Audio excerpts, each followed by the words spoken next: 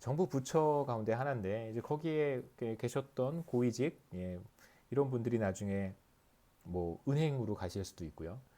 은행에 이제 은행장으로 가는 경우도 있고 은행 관련된 고위직으로 가시는 경우도 있고 그 다음에 뭐 증권사라든가 자산운용사 이런 곳으로 이제 가시는 분들도 더러 있습니다.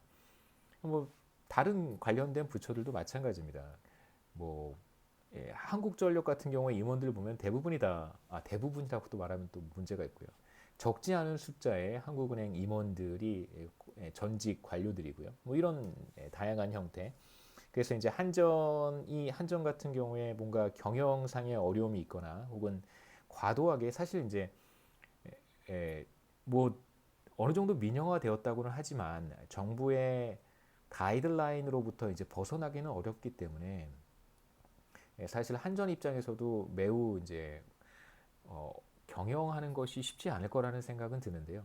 이제 그렇기 때문에 이제 전직 관료들을 임원으로 모셔와서 정부의 어떤 여러 가지 그러니까 수긍하기 어려운, 수용하기 어려운 요구 사항이라든가 아니면 정반대로 이제 한전에서 정부에게 뭐 원하는 것이 있다거나 이제 이렇다면 이제 지금 현직 임원, 전직 관료들을 통해서 정부와의 이제 긴밀한 관계를 유지해가는 걸 여러분들도 쉽게 보실 수 있습니다.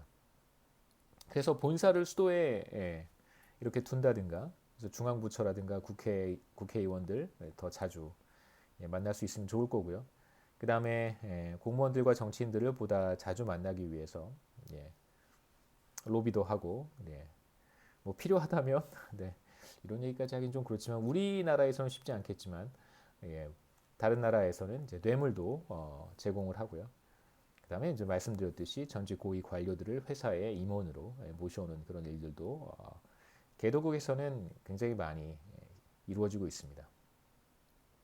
그다음에 이제 한 가지 조금 안타까운 것은 매우 능력이 출중한 사람들이 민간 부분에서 생산적인 일을 하는 것이 아니라 이제 공공 부문에 가서 왜냐하면 공공 부문에 상당히 많은 렌트가 있을 수 있잖아요. 우리 같은 경우는 이제 공무원이 되는 경우 아마도 안정적인 직장 생활, 그다음에 이후에 연금, 공무원 연금 이제 이런 것 때문에 사실 공공 부문으로 많이 가는 것 같고요.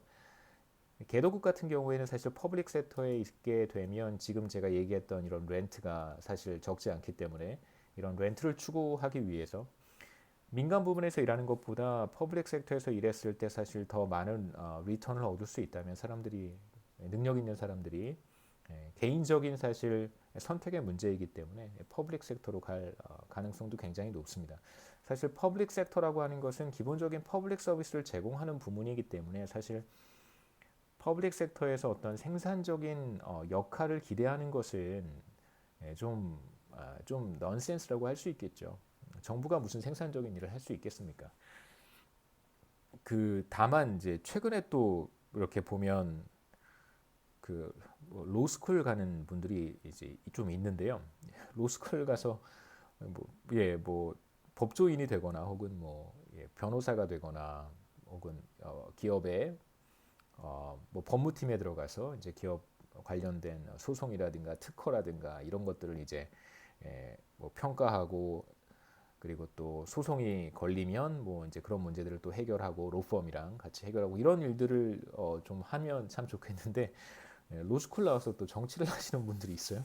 물론 정치가 중요하지 않다는 뜻은 아니지만 이거 퍼블릭 섹터를 가기 위해서 법을 공부하시는 분들도 더러 있는 것 같아서 뭐 능력 있는 사람들이 사실 생산적인 일을 하면 그렇다고 해서 정치가 생산적이지 않다는 뜻은 아니고요. 퍼블릭 섹터라고 하는 것 자체가 사실 뭐 뭐 자꾸 이렇게 부연 설명을 하게 되는데요. 퍼블릭 섹터라는 것 자체가 경제학의 관점에서 보면 사실 생산적인 일을 하는 곳은 아닙니다. 그다음에 정치라고 하는 것도 사실 그렇죠. 정치라고 하는 것도 경제학의 관점에서 보면 거기에서 생산 활동을 하는 것은 아니기 때문에 이제 물론 뭐 분쟁을 조정하고 그다음에 더 좋은 의사결정을 만들고 더 좋은 제도와 그다음에 경제 전체의 어떤 인센티브를 제고할 수 있는 방향으로의 뭐 제도 개선 이런 것들이 이루어진다면 사실 뭐 네. 이제 그런 측면에서 우리가 제도 혹은 국회, 정부를 얘기할 수 있는 것이고요. 나중에 우리 거버먼 챕터가 또 하나 있으니까 또 그때 가서 보도록 하겠습니다. 두 번째 비효율성은 어떤 것이 있냐면 idle resource라고 해서요. 우리가 앞에서 봤던 unproductive activities라고 하는 것은 비생산적인 활동에 재원을 리소스를 사용하는 것이고요. 지금 우리가 보는 두 번째 idle resource라고 하는 것은 사실 리소스를 충분히 활용하지 못하는 상태라고 할 수 있습니다. 두 번째 형태의 inefficiency는 노동과 자본이 전혀 사용되지 않거나 혹은 충분히 활용되지 않는 경우에 비효율성이 나타날 수 있습니다. 그래서 뭐 다양한 예를 생각해 볼 수 있는데요. 노동의 경우에는 우리가 실업의 문제를 생각해 볼 수 있고, 그 다음에 두 번째 자본의 경우에는 캐피탈의 경우에는 이제 가동률이라고 보통 얘기를 하죠. 캐피탈은 이제 가동률이라는 것이 있습니다.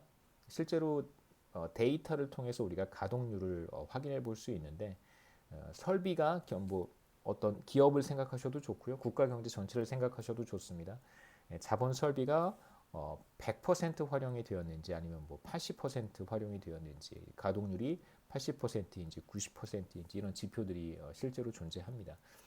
그래서 만일 캐피탈이 아이들 리소스가 되었다라고 한다면 그러면 가동률이 매우 낮은 상황이다 이렇게 얘기할 수 있겠죠. 노동의 경우 한번 생각해 보시면 첫 번째 말씀드렸듯이 실업의 문제가 있을 수 있고요. 그 다음에 언더 임플로이먼트라고 하는 것이 있는데 실업은 사실 구직 활동을 하고 있고 job offer가 있으면 일할 용의가 있는 사람들을 이제 우리가 실업자들이라고 얘기를 하고요. 언더 임플로이먼트라고 하면 언더 임플로이먼트는 실제로 일주일에 예를 들면 50시간 일을 하고 싶어요. 저는 50시간까지 일을 해서 임금 소득을 좀 많이 얻고 싶은데 실제로 여러 가지 여건 때문에 개인적인 문제일 수도 있고 혹은 사회적인 문제일 수도 있고 노동시장의 문제일 수도 있습니다. 저는 이제 20시간밖에 일을 하지 못하는 상황이라고 여러분 생각하시면 됩니다. 그래서 더 많은 시간 일을 하고 싶은데 직장의 문제일 수도 있고 개인의 문제일 수도 있고 사회의 문제일 수도 있습니다. 경제 전체의 문제일 수도 있고요. 이러이러한 여건 때문에 이제 근로 시간을 더 늘리지 못하는 상태에 있는 사람, 실제로 일을 하고 있어서 이 사람들은 취업자로 구분이 돼요. 하지만 매우 적은 시간 일을 하고 있기 때문에 이런 사람들을 이제 우리가 언더 임플로이먼트라고 얘기를 합니다. 물론 자신이 원해서 나는 일주일에 20시간만 일을 하겠다라고 하면 그 사람들은 언더 임플로이먼트는 아니에요. 하지만 근로 시간을 늘리고 싶지만 늘리지 못하는 사람들을 우리가 언더 임플로이먼트라고 얘기를 합니다. 그 다음에 자본의 경우에는 사실 실업의 죄송합니다. 그 자본의 어떤 실업이다. unemployment of capital이라고 하면 도대체 이게 무엇인가 라고 얘기할 수 있을 텐데요. 기본적으로 가동률이 매우 낮은 상태이거나 가동률을 우리가 utilization rate라고 합니다. 자본의 가동률. utilization rate이 굉장히 낮거나 혹은 공장이 셧다운된 상태예요. 그러니까 일시적으로 가동 중단된 상태라고 얘기를 우리가 합니다. 뭐 공장 같은 것들이 일시적으로 셧다운될 수 있겠죠. 그 다음에 이제 자본의 언더임플로이먼트라고 한다면 뭐 제가 말씀드렸던 것처럼 풀 커패시티만큼 돌아가지 않는 것, 가동률이 충분히 확보되지 않은 상태를 이제 캐피탈의 언더임플로이먼트다라고 얘기할 수 있겠습니다.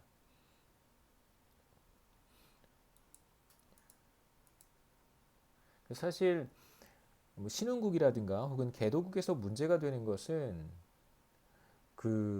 이러한 아이돌 리소스의 문제를 해결하기 위해서 국가 차원에서 이루어지는 정책에 사실 심각한 문제가 있다는 거예요. 그래서 아이돌 리소스의 문제, 예를 들면 실업의 문제를 해결하기 위해서 매우 이상한 정책을 시행한다는 데 있습니다.